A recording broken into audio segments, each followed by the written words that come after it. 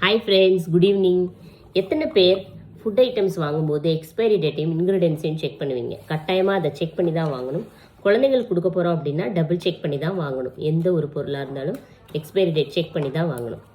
இப்போது நம்ம soap, shampoo அப்படின்னு வரும்போது நம்ம எத்தனை பேர் இன்க்ரீடியன்ஸ் பார்க்குறோம்? ரொம்ப ரேர், ரொம்ப கம்மியாக தான் நம்ம இன்க்ரீடியன்ஸ் பார்த்து வாங்குகிறோம் இல்லையா? அப்படியே நம்ம அட்வர்டைஸ்மெண்ட் பார்த்து அந்த பொருள் நல்லாயிருக்கும் அப்படின்னு நினச்சி வாங்குகிறோம். இல்லைன்னா யாராவது தெரிஞ்சவங்க சொல்கிறாங்க இந்த சோப்பு நல்லாயிருக்கு, இந்த ஷாம்பு நல்லாயிருக்கு அப்படின்னு சொன்னால் வாங்கிடணும். ஸோ பொதுவாக ஷாம்பூவில் என்ன இன்க்ரீடியன்ஸ் இருக்குது அப்படின்னா சல்ஃபேட், சிலிகான், பேரபின். இது ரெகுலராக எல்லா ஷாம்புலேயும் இருக்கும்.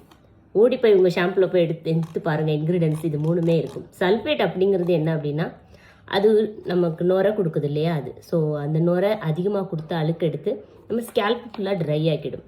ஸோ பேரபின் அப்படிங்கிறது ஷாம்பு கெட்டு போகாமல் இருக்கிறதுக்காக யூஸ் பண்ணுற ஒரு கெமிக்கல். சிலிகான் அப்படிங்கிறது நம்ம குளித்த உடனே நம்ம ஹேர் ஷைனிங் கொடுக்குது இல்லையா? அதுக்கு யூஸ் பண்ணுற ஒரு கெமிக்கல். அது ஒரு நாள் மட்டும்தான் அது இருக்கும். அதுக்கப்புறமா அந்த சில்கினஸ் குறைஞ்சிட்டு அப்படியே நம்ம ஹேர் ட்ரை ஆகிடும் இல்லையா? அது தெரியுமா எல்லாருக்கும்? நம்ம ஐவினிக் shampoo sulphate free shampoo, paraben free, chemical free, organic, ரொம்ப நல்லது பண்ணுது, ஹெல்ப்பு அப்படின்னு நிறைய பேர் எனக்கு கமெண்ட் சொல்லியிருக்காங்க. ஸோ நீங்களும் யூஸ் பண்ணி பாருங்கள். உங்களுக்கு டவுட்டாக இருந்தால் நான் இன்க்ரீடியன்ஸ் இங்கே இருக்குது, இந்த இன்க்ரீடியன்ஸை நான் டிஸ்கிரிப்ஷனில் போடுறேன். அதை நீங்கள் ChatGPTயில் போட்டு பாருங்கள். Is it good for hair க்ரோத்துன்னு போடுங்க, கட்டாயமாக குட்டுன்னு தான் காமிக்கும். ஸோ ஐவினிக்கு நான் கேரண்டி. கண் கெட்ட பிறகு சூரிய நமஸ்காரம் செய்கிறது ரொம்ப தப்பு அப்படின்னு சொல்லுவாங்க இல்லையா?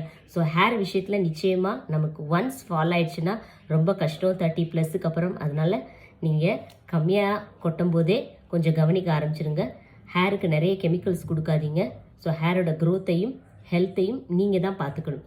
ஸோ ஐவினிக்கு நான் கேரண்டி. Thank you friends.